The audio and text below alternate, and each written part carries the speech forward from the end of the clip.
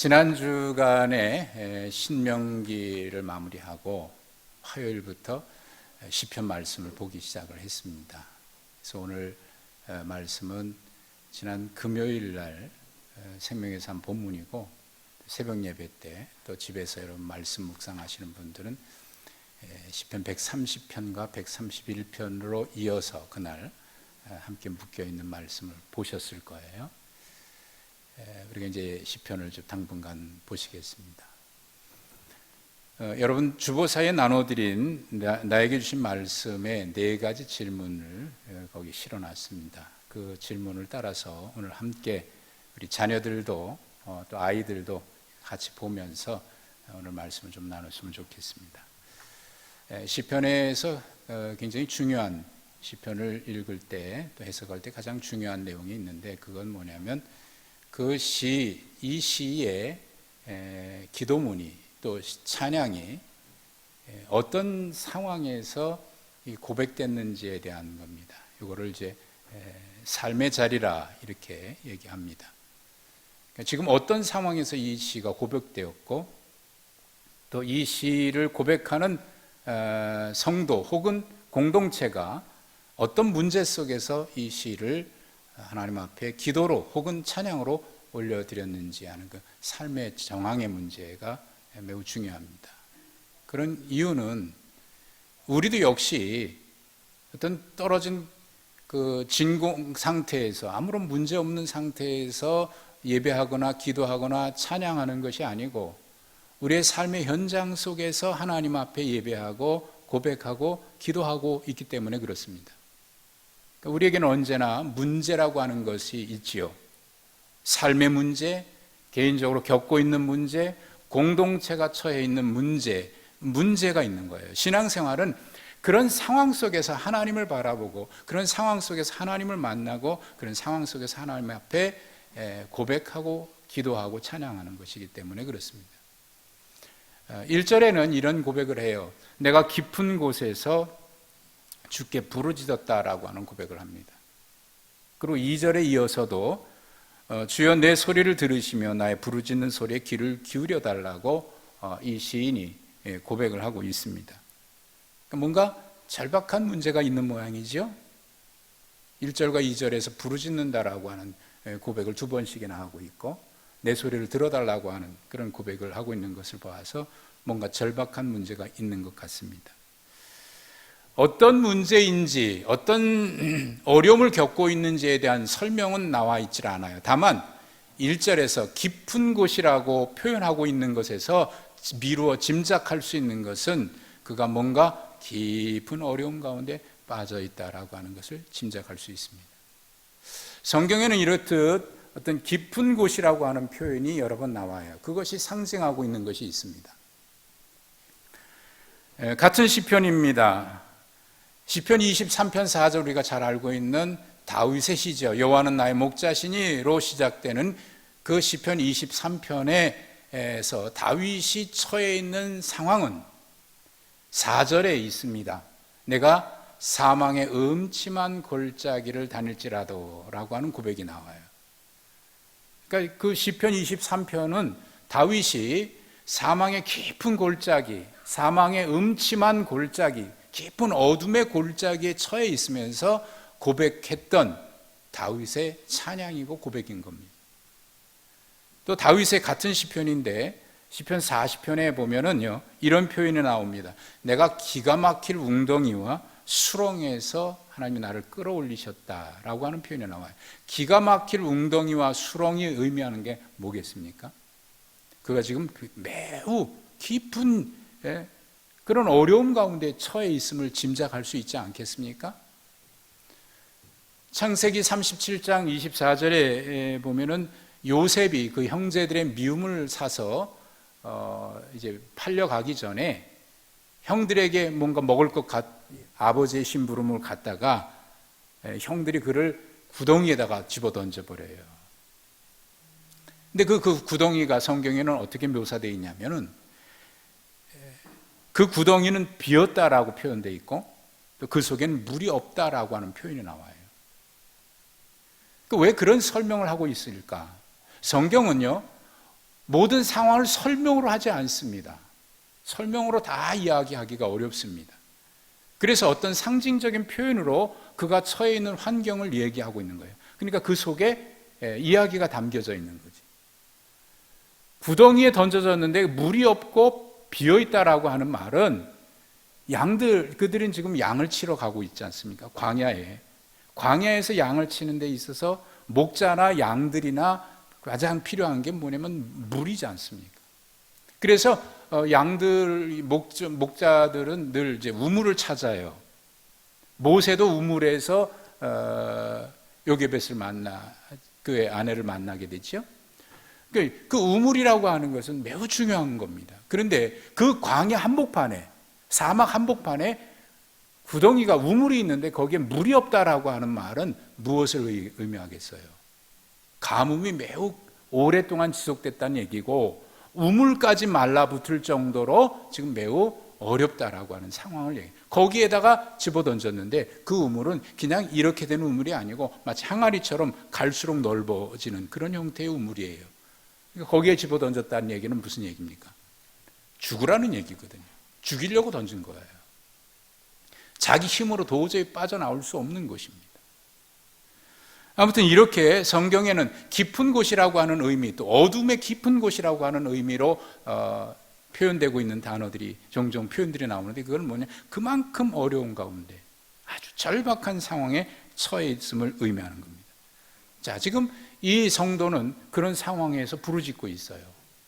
여러분, 이런 상황에서 이 성도가 부르짖는다면 뭐라고 부르짖겠습니까? 이거 부르짖는 것을 기도로 표현할 수 있겠는데 무슨 기도하겠습니까?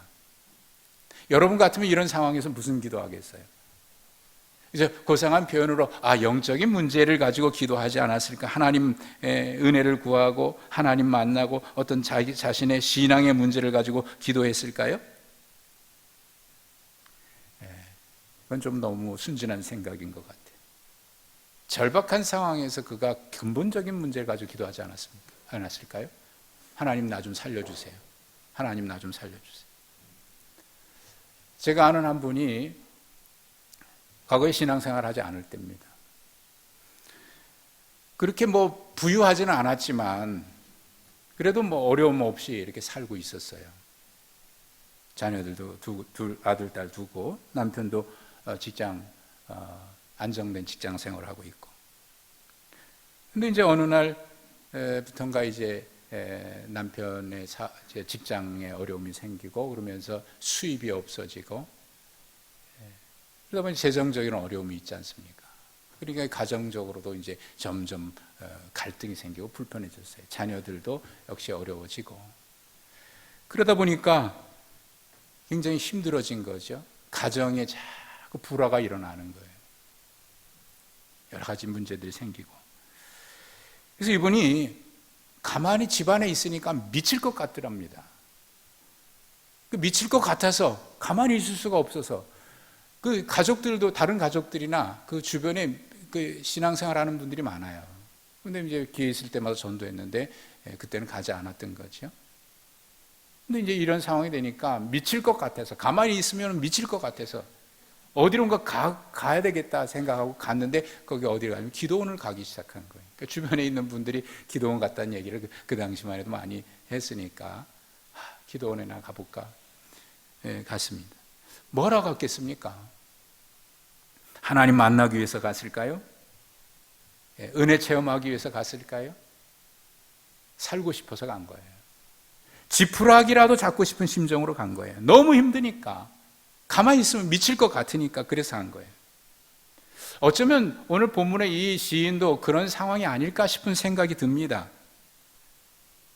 오늘 본문에는 왜 이런 문제가 있는지에 대한 설명이 없습니다. 그가 어떤 문제를 안고 있는지도 어떤 어려움을 겪고 있는지도 원인도 또 그런 내용도 밝히고 있지 않습니다. 다만 깊은 곳에 있다라고 하는 표현만 나와 있을 뿐입니다. 그가 처해 있는 것을 한마디로 표현하고 있는 거죠. 그가 거기서 할 수 있는 것은 하나님께 부르짖는 것이었어요. 도와달라고, 나 좀 살려달라고, 나 좀 건져내달라고, 이대로 견뎌내기가 너무 힘드니까 나 좀 제발 건져내달라고 그런 기도했을 거예요. 하나님 살아계시면 내 기도 좀 들어달라고, 그래서 귀를 기울여 달라고 하는 표현도 나오고요.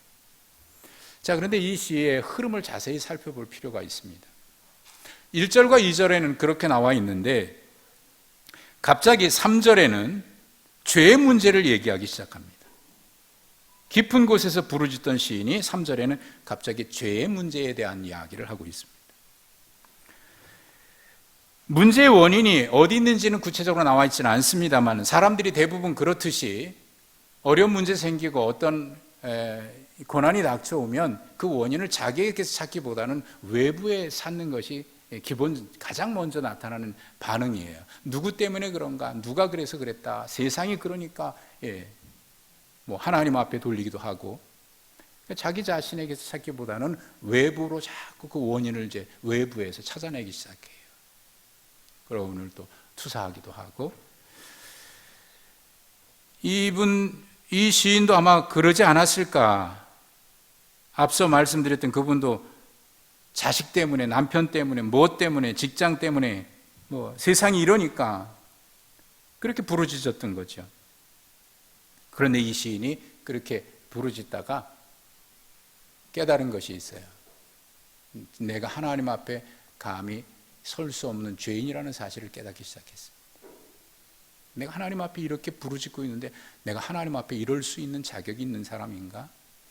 자기를 돌아보니까 자기는 그럴 만한 자격이 없습니다. 그래서 3절에서 이렇게 고백하죠. 여호와여, 주께서 죄악을 지켜보실진데 주여 누가 서리이까?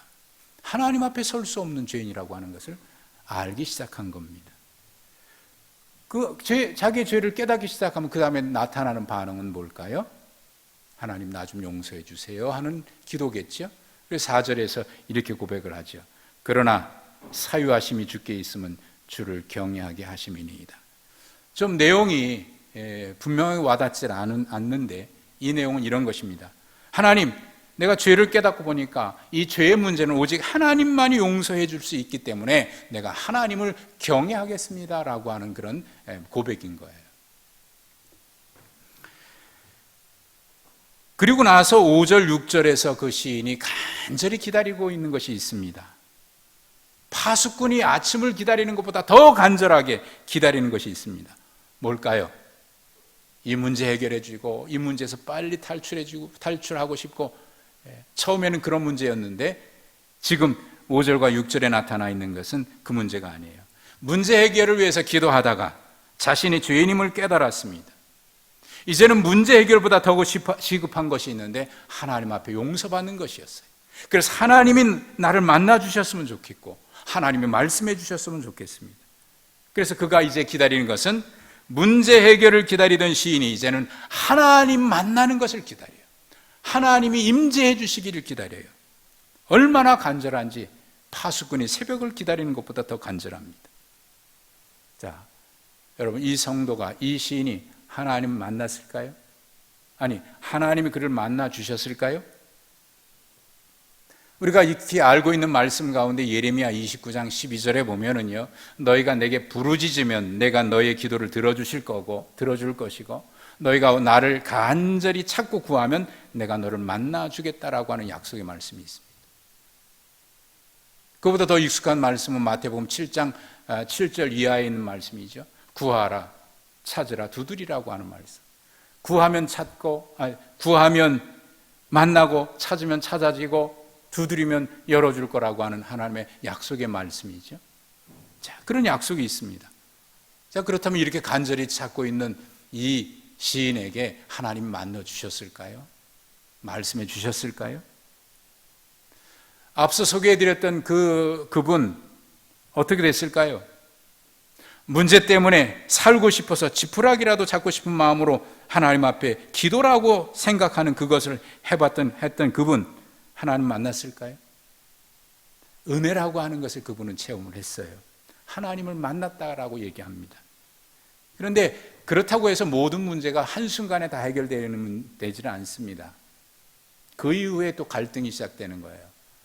왜냐하면 그 이후에 계속해서 자기 자신과의 싸움이 시작됐습니다. 그전에는 이 모든 문제가 내게 있지 않고 다른 사람에게 있다고 생각했는데 하나님 만나고 보니까 자기 자신의 많은 문제들이 있어요. 자기 안에 상처도 있고 교만도 있고 고집도 있고 아집도 있고 모든 문제가 다 남 때문이고 나는 문제가 없는데 그랬던 그런 교만함, 이런 것들이 이제는 그것과의 싸움이에요. 자기 자신과의 갈등, 싸움이 계속됩니다. 그러다 보니까 이제는 하나님 앞에 회개하기 시작을 해요. 하나님, 내가 이렇게 잘못했습니다. 이렇게 잘못했습니다. 그런 싸움이 계속됩니다.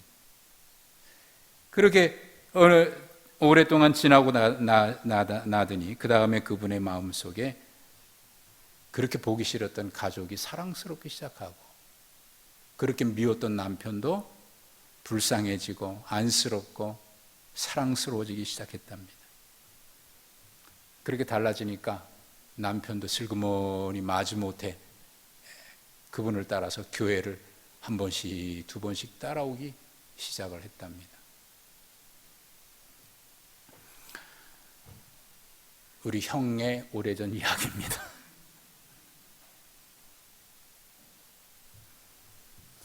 이 시인 하나님 만났을까요? 하나님 말씀 들었을까요? 7절과 8절에 보니까 이런 고백을 해요. 우리 함께 읽었습니다만 다시 한번 읽어보실까요? 7절과 8절입니다. 시작. 이스라엘아, 여호와를 바랄지어다. 여호와께서는 인자하심과 풍성한 속량이 있습니다. 그가 이스라엘을 그의 모든 죄악에서 속량하시리로다. 하나님을 만났지요. 여러분, 하나님을 만났는가, 은혜를 체험했는가 하는 것은 그의 삶의 태도와 생각이 달라졌는가를 통해서 알 수 있습니다. 그동안은 자신의 문제로 부르짖던 이 시인이 7절과 8절에서 이제는 나의 문제가 아니라 이스라엘 공동체, 아니 신앙 공동체를 향해서 여호와를 바랄지어다라고 말합니다. 그렇게 말하게 된 이유는 그렇게 자신의 관심이 자기만의 문제에서 이 공동체의 문제로 위로하고 권면할 수 있는 상태까지 바뀌게 되는 것은 그가 하나님을 경험했기 때문인 거예요. 7절에 고백하고 있지 않습니까? 여호와께서는 인자하심과 풍성한 뭐가 있다? 속량이 있다. 그러니까 그렇게 권면하고 있는 거예요. 하나님을 만났기 때문이고 은혜라고 하는 것을 체험했기 때문이죠. 이것이 하나님을 만난 자의 고백이고 찬양입니다. 우리가 자주 부르고 있는 찬송가 가운데 이런 찬송이 있어요. 이것이 나의 간증이요, 이것이 나의 찬송이라. 그 다음에 나 사는 동안 끊임없이 구주를 찬송하리로다. 이것이 여러분 모두의 고백이 되기를 축복합니다. 여러분의 찬송이 되기를 축복합니다. 관심이 달라졌어요. 관점이 변화됐어요. 세상이 어떠하든 내 문제밖에 안 보였는데 이제는 공동체를 바라봅니다. 그래서 그 사람들을 위로할 수 있는 힘이 생긴 겁니다. 내 안에 영적인 내생이 생긴 거고 영적인 근육들이 생긴 거예요. 그래서 가족을 사랑하게 되고 가족 공동체에게 위로하고 권면합니다. 원망하고 불평하던 사람, 남 탓하고 모든 문제 원인 다른 사람에게 돌렸던 그분이 이제는 자기 자신을 깊이 성찰하게 됩니다. 그리고 무엇보다 모두가 하나님 앞에 죄인이라고 하는, 그래서 하나님의 은혜 없이는 살 수 없는 존재라고 하는 것을 깨닫는 거예요. 그래서 이제는 문제 해결보다 더 중요한 것이 있음을 알았습니다. 하나님을 만나는 것이고 하나님을 경험하는 것입니다. 그래서 이제는 내 문제만을 바라보지 아니하고 공동체를 바라보기 시작합니다. 성도의 관심이 달라지기 시작한 겁니다. 여러분, 우리의 예배 현장은 이런 역사가 일어나는 것입니다. 예배 현장에는 하나님과의 만남이 있습니다. 그리고 하나님을 만난 성도들 간의 교제가 있습니다. 그리고 세상을 향한 사명의 자각이 이루어집니다. 예배를 통해서 하나님은 인간을 찾아오시고 예배를 통해서 인간은 하나님께 나가고 예배 현장에서 하나님과 인격적인 만남을 체험한 인간은 서로 상호간에 하나님의 받은 은혜와 사랑을 나누는 사랑의 교제를 이루고 더 나아가서 세상을 향해 나아가 하나님의 사랑을 전하는 내 삶의 목적, 존재 이유, 사명, 이런 것들을 경험하게 되죠. 그런 차원에서 기독교 예배는 3차원적인 관계가 있는 거예요. 수직적으로 하나님과 우리와의 관계, 그 경험한 사람들, 성도 간의 서로의 교제와 사랑의 나눔, 그리고 그 안에서 세상을 향해서 나가는 하나님의 거룩한 사명자로서의 사명. 언젠가 제가 몇 번 소개했던 분입니다. 필립 얀시라고 하는 분이, 이분은 고등학교 때까지 교회를 잘 다녔어요. 근데 어느 날 교회에서 상처를 입고 교회를 떠났어요. 대학 졸업할 때까지 교회를 안 왔습니다. 그러다가 다시 돌아와서 이제는 자기가 경험한 하나님의 은혜를 얼마나 많은 책들을 통해서 세상에 많이 전하고 있는지 몰라요. 아마 여러분들 집에 가셔서 인터넷에서 필립 얀시라고 이렇게 쳐보면 그분의 책이 아마 셀 수도 없을 만큼 뜰 겁니다. 그분의 책 가운데 이런 아주 작은 책자가 있습니다. 페이지 수도 그렇게 많지도 않은, 책 크기도 작아요. 읽기가 좋아요. 필립 얀시의 교회, 나의 사랑, 나의 고민. 이분이 다시 돌아와서 고백한 내용입니다. 그전에는 교회 가면 제일 먼저 자기 자신을 봤대요. 나를 보고 옆 사람 보니까 다 나보다 못해. 다 가식적인 것 같고 자기만 진실한 것 같아. 그리고 하나님 앞에 예배하려고 있는데 하나님이 보이겠습니까? 하나님이 안 보입니다. 그러다 분이 이런저런 상처를 받고, 사실 상처는 누가 주는 게 아니라 자기가 받는 거예요. 그래서 떠났다가 다시 돌아와서 그가 이런 얘기를 합니다. 이제는 예배당에 가면 제일 먼저 하나님을 봅니다. 하나님을 바라보고 자기 자신을 보니까 내가 하나님 앞에 얼마나 연약한 존재이고 부족한 존재이고 죄인인 것을 깨닫습니다. 그리고 이웃을 보니까 같이 앉아있는 우리 모두가 다 하나님 앞에 그런 존재이고 서로 사랑해야 될 존재라고 하는 것을 깨달아요. 그것을 깨닫고 나니까 이제는 거기서 받은 은혜를 가지고 세상을 향해서 그렇게 많은 책을 통해서 사명을 감당하고 있는 거예요. 아주 유명한 크리스천 작가가 되지 않았습니까? 오늘 본문의 이 시인은 제목에 시편은 성전에 올라가는 노래라고 하는 제목을 붙여놨습니다. 하나님 앞에 나가서 예배하면서 찬송으로 고백하는 내용이라 그런 얘기겠죠? 그렇다고 하면 이 시인의 자세가 우리가 예배할 때의 자세여야 합니다. 파수꾼이 아침을 기다리는 것보다 더 간절하게 하나님을 기다리고 그런 간절하게 하나님의 말씀을 기다리고 있는 거예요. 여러분, 파수꾼이 아침을 기다린다고 하는 그 표현, 제가 군대에서 그 논산훈련소에서 훈련을 받고 그 다음에 하반기 교육을 성남에 있는 종합행정학교에서 헌병 훈련을 받았어요. 그리고 자대 배치를 저 일산에 있는 구사단 백마부대에 거기에 이제 배치를 받아서 근무하게 되는데, 쫄병 때 보초를 쓰잖아요. 영창, 사단마다 영창이 있거든요. 감옥 같은 게. 거기에 쓰는데 고참은 안에 쓰고 쫄병은 밖에 쓰는 거예요. 새벽 2시 제일 힘들 때 2시부터 4시 동안 보초를 쓰는데 그때 겨울이었어요. 하필 또 그날따라 보름달이 덩그러니 떠 있는 거예요. 2시에 일어나서 보초를 쓰는데 그 달을 보면서, 눈 덮인 산을 보면서 왜 이렇게 집 생각이 나고 가족 생각이 나든지, 얼마나 날이 밝기를 기다렸는지 2시간을 보초 쓰는데요, 한 10년은 지나간 것 같아요. 그렇게 새벽이 날이 밝기를 다 기상해가지고 6시에 기상이니까 밝기를 얼마나 기다렸는지.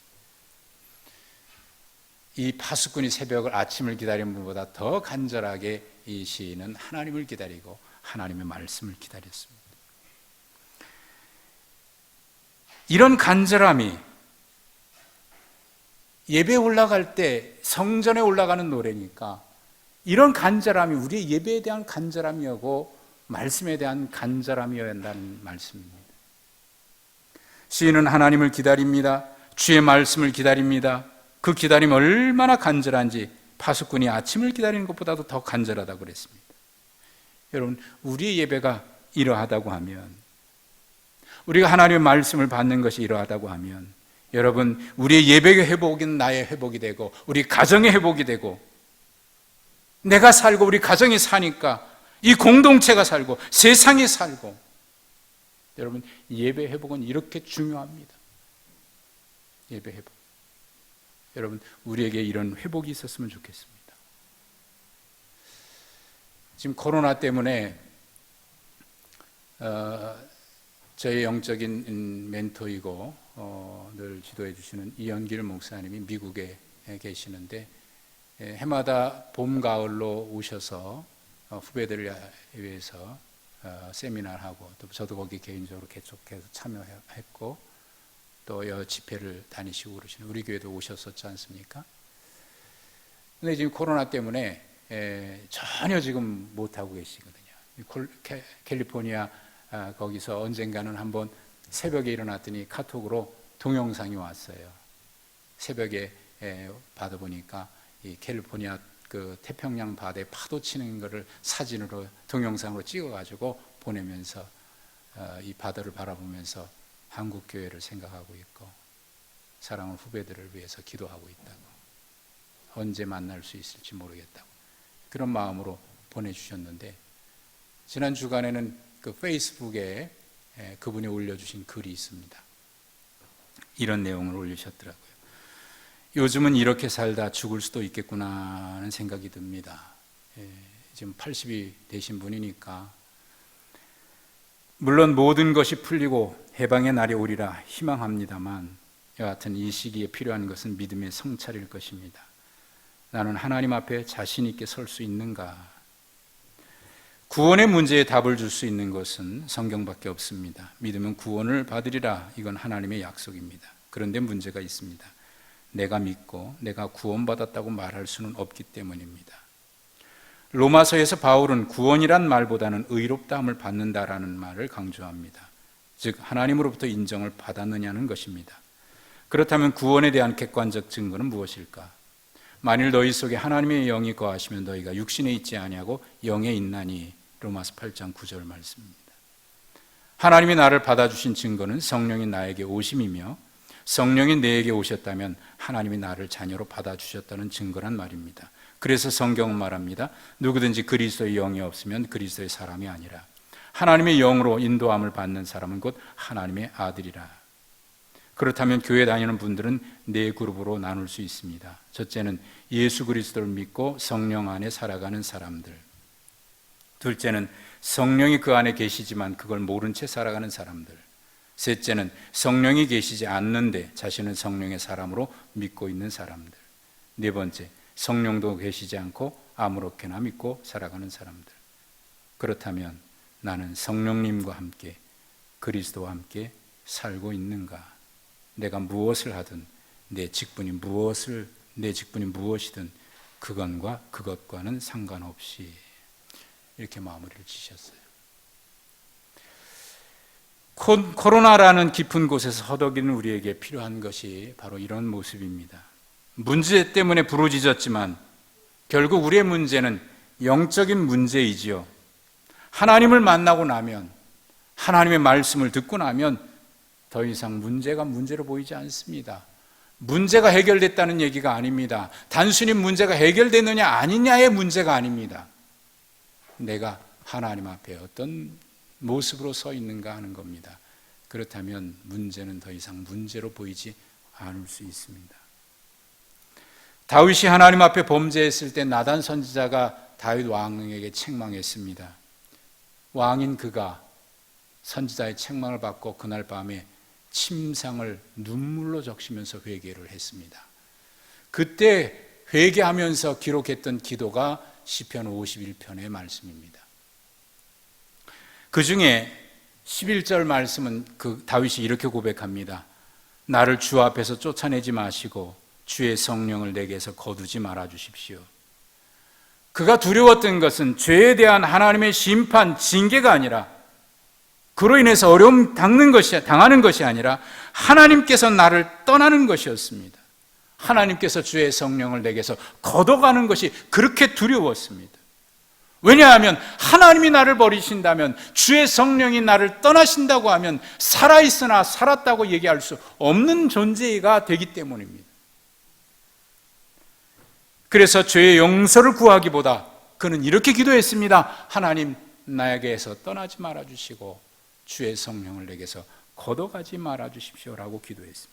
그리고 그 참회의 시 마지막 절은 이렇게 마무리 짓고 있습니다.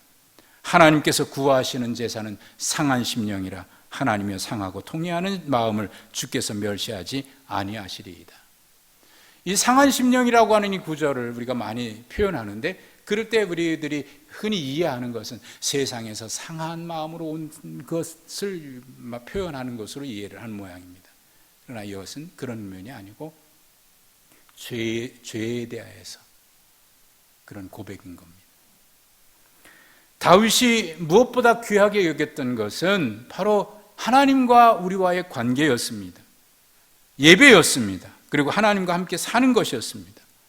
그의 다른 시편에서 이 문제가 정말 적나라하게 그가 솔직하게 그런 표현을 많이 합니다. 시편 23편 우리가 잘 아는 다윗의 시지요. 거기에 마지막 절은 이렇게 마무리를 합니다. 내 평생에 주의 선하심과 인자하심이 반드시 나를 따르리니 내가 영원히 하나님의 집에 살겠습니다. 그리고 시편 27편 4절에는 이렇게 고백합니다. 내 평생에 단 한 가지 소원이 있습니다. 그 한 가지 소원은 있다면 그것은 내가 평생에 여호와의 집에서 여호와 하나님과 함께 살면서 매일매일 하나님의 은혜를 사모하는 그것입니다 라고 고백을 했습니다. 여러분, 우리에게 문제가 해결되는 것도 중요하고 어려움이 지나가는 것도 중요합니다만, 이 코로나로 인해서 어려움도 겪고 있고, 그래서 이 문제가 해결되는 것도 중요하지만, 그러나 이런 문제 속에서 하나님 앞에 우리의 모습을 성찰하고 그 관계가 회복되지 않는다고 하면 이 문제가 지나간들 무엇이 달라지겠습니까? 오히려 하나님 우리에게 우리의 신앙의 자세, 영적인 자세, 예배 모습, 우리의 나의 삶에 대해서 깊이 성찰하도록 우리에게 기회를 주고 계시고 있지 않겠습니까? 이것이 우리가 하나님 앞에 서야 될 참된 예배 회복, 예배 회복은 우리의 인생의 회복으로 이어질 수 있기 때문에 그렇습니다. 우리 모두 예배의 승리자가 되시길 간절히 축복합니다.